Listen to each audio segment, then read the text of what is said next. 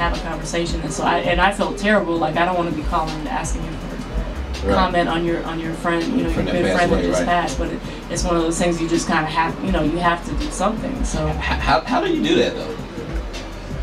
I mean, it was a little easier for me because I know these guys, like we're friends or whatever. So, but just being I couldn't do it, you know, just being like an actual reporter that has to call families to get comment for like a newspaper or something. I don't know how they would, you know, I couldn't do that just a cold call. I'm asking because I've interviewed a lot of people who've had celebrity friends that passed recently, like never like right after. Right. So it's like that was years. the hard part. I mean, when it's years later, of course, you know, the emotions are not as raw, and so it's a little and you can reminisce on the good times and things like that. But when it just happened, like that was hard because we did a tribute like the next issue where we had I think Big Gibb and like Corey Lowe and David Banner, and, like some other people had given their best memories of Pimp C, and that was just hard to, but at the same time it was something that was necessary to honor him and remember him at that time. So. Well, it looks like you've outdone yourself with this book. That's not even reading. Just looking at the book, looking at how thick it is, and the stories that you tell me of the stuff that's involved in it. Yeah, it's heavy. Like I said, it sounds better than Straight Outta Compton, right? That was a good movie. That's big. That's big. Yeah, I love it. You saw it already? Yeah. What'd you think about it? I liked it. Did you think there was anything that they left out? Well, for one thing, I mean that was a little before my time because I didn't start listening to hip hop till 96, 97. And I didn't get in. Well, I wasn't allowed to listen to rap music. Put it that way. So I would have to sneak and play it all low on the little. So NWA was Walkman. a definite no then. Yeah, NWA was a little before my time, but so I'm not sure what was left out. I've read some things that were as far as like the D-Bar incident, but having not like been there during that era, it's kind of hard to say. That's just I was, as a writer, I wanted to know. Well, I know there's been a lot of controversy over it. So. Yeah, well, the problem with the movie too, I mean, you really have to condense things. Like if the Pimp C book were going to be a movie, I mean, there'd be some things that just can't. Just not enough time. I mean, if you're going to adequately cover a full story like that, you kind of have to pick, or you end up with like a lifetime biopic where you're just skipping all kinds of stuff. Yeah, so. I was just wondering because Dr. Dre's getting a lot of slack right now for leaving out the whole D-Bars thing and the whole Michelle A thing and the whole beating women thing. Right. So I'm not condemning him. I wasn't there. I don't know, but it was public news. I mean, I've read a few things that said that he, where he's actually spoken on it. And he apologized. Yeah. So I mean, anybody who can. At least acknowledge that they did it. It's done. He already got his billion. He good. Yeah, since I don't he's know. A changed man. Yeah, I mean, how long do you, if somebody apologizes and it's 25 years later, it's kind of like, how long does it haunt them? Right. Not excusing it at all. But, Right. Well, I don't know enough about that situation. I personally think. People are just dwelling on it now because the movie's out and they see opportunity to get a check again. But what I was going to ask you is, if Pimp C were alive, is there something that you think would have been left out of this book that you put in the book? That's an interesting question. I mean, there were some things that I left out because they were like too personal. Right. And of course there's sensitive topics in there. We talk about his death pretty candidly, and there's different theories around how he died, and if there was some foul play involved. The only other thing people have said to me is that we do talk about he had other women in his life. He was married, but he did have other women in his life. So some people, ask me why I included certain parts for specific reasons because there was a reason to mention it. But I kind of let his mom be the gauge of like what was going to be included and what wasn't. And she was just like, because I felt like if his mom was comfortable with that I'm comfortable with. You know, she would know better than anybody what he would be comfortable with and wouldn't. So there was really almost like nothing that she, you know, there was only a few things that she said, I don't think we should put that in, or you know, let's leave that out.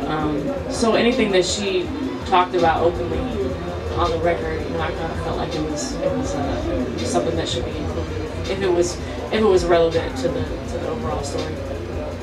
Well, I would like to say I applaud you for, first of all, for doing a book on the hip hop icon. And I say icon, and you know, a lot of people use that word loosely, but I've been listening to hip hop since '84. So I grew up way before me, yeah. Yeah, I grew up in the whole era of all this. So I'll tell my age, but I'm saying that to say that Pimp C, UGK, and as I mentioned, Ghetto Boy, Scarface, they introduced me to South hip hop. I didn't know that there was anything besides East Coast hip hop living in Washington D.C. and Baltimore. So I even lived in California for a while, and even out there, I didn't know there was anything as Southern hip hop until I heard the Ghetto Boys and UGK. So just to cover somebody whose life has so many different sides. I applaud you on having the courage to do it. First of all, it was a big endeavor. Thank you. Yeah, it's definitely a lot of work, and at the same time, I congratulate you on the book. Thank you. So, are there going to be more books to come? It's possible. It could be. I could be back in a couple of years. So this one didn't overwhelm you so much that you said, "Fuck that, I ain't It did overwhelm me. Yeah, well, that was the plan, was to do one book, but I have been getting some calls, so we'll see. Okay, well, cool. Good luck with that. And I meant to ask you this: the Ozone Magazine. You say you discontinued it. Why was it discontinued? To be honest, it just was like overwhelming, because everywhere I went, every day, 24/7, it was like being like bombarded with like. Put me in the magazine. Put me in the magazine. Put me in the magazine. Everywhere, you know, taxi drivers, hotel. Everybody has an artist. Like it was like everywhere I went, people were like, "I got this artist. I want you to hear." You know, it just got overwhelming. But there was a few different reasons, but for me, you know, print is a tough business now. Right. You know, everything's digital. Yeah. So it was, you know, combined with my sort of growing disinterest, because you can only stay challenged by something for so long. So when it becomes easy, and you have, you know, doing a monthly magazine is time consuming, but we had a system, so okay, we could churn it out every month, and so there's no challenge in that. So it's, at a certain point, it's just not fun anymore. You're just going through the motions. So for me, I just wanted to. Originally it was going to be like a hiatus, like I was going to take a little break. I got the opportunity to travel with Flow Rider, so I was his videographer for a while, just traveling on different. Went to Australia, Asia, you know, all over Asia and Europe. So that was a really cool experience, just to be able to travel and see the world. I wouldn't have been able to do that and keep putting out a monthly magazine. So it was kind of like a hiatus. I was going to come back, and then, you know, today it's just a different. I don't think it would be the same today, because artists have so many ways now to communicate with their fans directly. They're on Twitter, they're on Instagram. That's instant. The magazine, by the time we write the article, print it out, distribute it, you know, you're talking 2 months later, it's all new. So if I were to bring it back, I'd have to, you know, rethink some things. Gotcha. But Ozone is still my brand, and I still own it. And who knows? Anything can happen. The awards and everything are over also? Yeah. Well. Guess what the magazine goes too, or? No, we stopped doing the award show before the magazine. I mean, there was an altercation at the Trey knocked out Mike Jones. People trying to get you to pay for shit? No, Trey knocked out Mike Jones at the Ozone Awards. Mike who? That's my joke. I always do that to people. Well, it kind of, although nothing real serious came of it, I kind of felt like it was gonna start to get ugly. Like what if somebody had got killed? Right. Like I didn't want to have that on my. I didn't want that to be my responsibility. You know, and it's unfortunate that that happens to like almost every major urban event. But the only way to avoid it is to pay $1 million in security costs. Like I don't have that kind of. We didn't have that kind of backing. So, but it was kind of. And the other thing with the award show is, as you grow and you try different things, you kind of learn what you enjoy doing. And so I don't enjoy producing this. Like that's what I learned from it. I didn't enjoy it, you know, and we pulled it off. The actual organization of it, you mean? Right. Too many motherfuckers to talk to, ain't it? It's overwhelming, you know. It's just too much, and so I was finding that it was taking up, you know, this is a 6, 7, 8, 9 month process, and this is every moment of your life is like dedicated to this. So I just didn't want to kind of spend that kind of time on something I didn't really enjoy. So all in. We had 3 great years at the Ozone Awards. We had 8 great years with Ozone, and got to keep moving and keep learning new things, trying new things, and experiment and learn what you love and what you don't. But the booking agency is still running, correct? Yeah. Okay. I've been booking Lil Wayne's Sorry for the Wait mixtape tour. That started in February.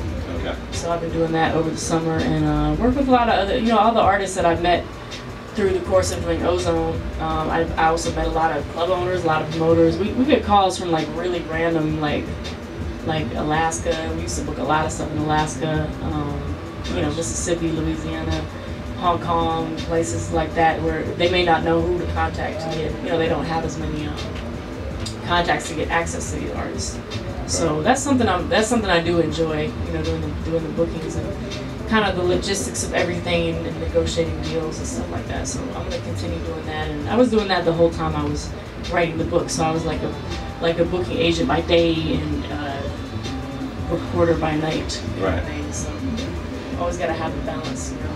Right. I got 2 more questions and then I'm gonna let you go because one thing I forgot to ask you with Bun B, how involved was he with your input with the book? Well, I mean, initially he was on board. We did a couple pretty extensive interviews. I think with the issues that his wife, the Pimp's wife had, that Bun kind of, I don't know if he, I don't want to speak for him because I don't really know what his opinion is. Right. I mean, I saw him in Atlanta couple, you know, at the Jeezy show a week or 2 ago, and you know, we spoke. Everything's cool. Gave him a book. So I don't know. Has he given you his feedback on it yet? No, I haven't seen him since then. So I don't know what his actual opinion is, or you know, I don't want to speak for him. But, okay. I mean, his input was definitely included. You know? Okay.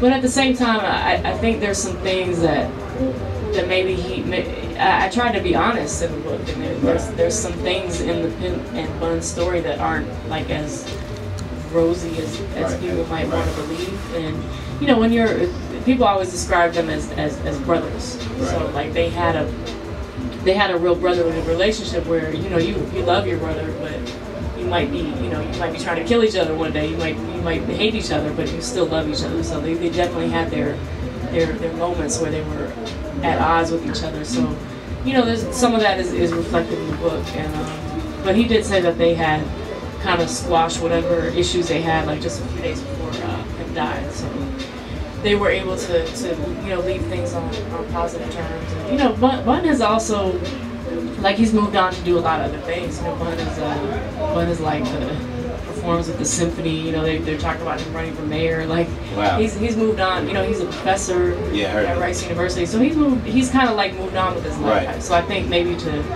sometimes to talk about Pimp C, or you know, that's kind of like chapter. I mean, that's just my impression, is that it's kind of like a raw, like an emotional thing to go back to that. You know, maybe a painful time to lose somebody that close to you. So, you know, he's moved on to do some other things. Shout out to Bun. So, yeah, his input is in the book. Not sure what his opinion is on it, but you should get him up your ass. Yeah, we're gonna try to definitely. Sweet Jones, Pimp C's Trill Life Story in stores now. And Julia, pick it up on Amazon. Follow me on Instagram and Twitter at Julia Beverly, and follow at pimpcbook.com or at pimpcbook. Sorry, and I do have pimpcbook.com. That's good. And for another book to come out, written by Julia Beverly, what is the criteria?